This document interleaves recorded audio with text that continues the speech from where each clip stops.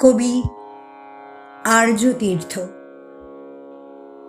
দেখুন দাদা, আমার সন্তান একেবারেই সাধারণ। কখনো ফেল করেনি ঠিকই, কিন্তু যেসব নম্বর জনসমক্ষে বলা আজকাল বারণ, সেরকম পায়।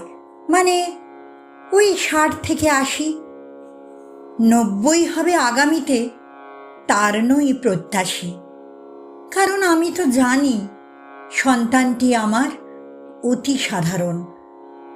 তবে কি জানেন, টিউশনি বাড়ায়নি তবু অকারণ।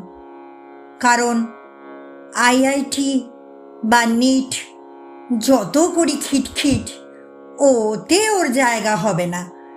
আশাতে লগ্নি করে সময়ের কাছে শুধু থেকে যাবে দেনা। তাই বলে ভাববেন না বোকা হাবা। কিঞ্চিত বই পড়ে, দিব্যি খেলতে পারে ক্যারাম আর দাবা।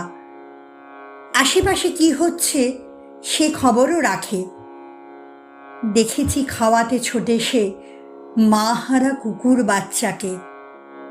পাড়ার নেড়িগুলো ওকে দেখলে ল্যাজ নাড়া চায় না থামাতে। তবে এসবই সাধারণ খুবই, মানুষকে ডেকে ঠিক বলা যায় না। মানে ও তো ক্যারাম বা দাবা চ্যাম্পিয়ন নয়, খেলে ভালোবাসে বলেই বোধহয়। পশুপ্রেমী কোনো সংগঠনের নয় কর্ণধার, এমনিতেই যত্ন করে সে কুকুর ছানার। একেবারেই সাধারণ আমার সন্তান। খেলাধুলা করে বটে, শখ করে শিখে বাবু গিটারও বাজান। আবার ভাববেন না যেন স্কুল টিমে খেলে, ধুলো কাদা মেখে ফেরে রোজই বিকেলে।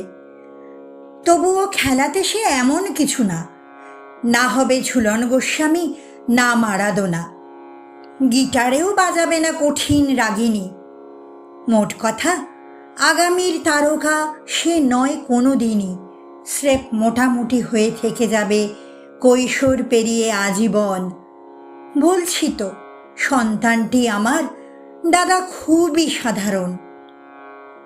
তবে কি জানেন, ওর মার জ্বর হলে জাগে সারা রাত, কিছুই করতে পারে না, তবু মাথায় বোলাবে হাত। টুকটাক করে আনে দোকান বাজারও, মুড হলে করে কত গল্প হাজারো। ওর হাসি কাঁদা, সুখ বিষাদ, অসুখ খুনসুটি, ভালোবাসা আর ভুলচুক, তাই দিয়ে আমাদের গোটা সংসারখানা আলো হয়ে থাকে। আগামী আজ এর কাঁধে বিশ্বাস রাখে। ঘোর ক্লান্তি আর তুমুল অশান্তিতে ওর মুখ দেখলেই স্থির হয় মন।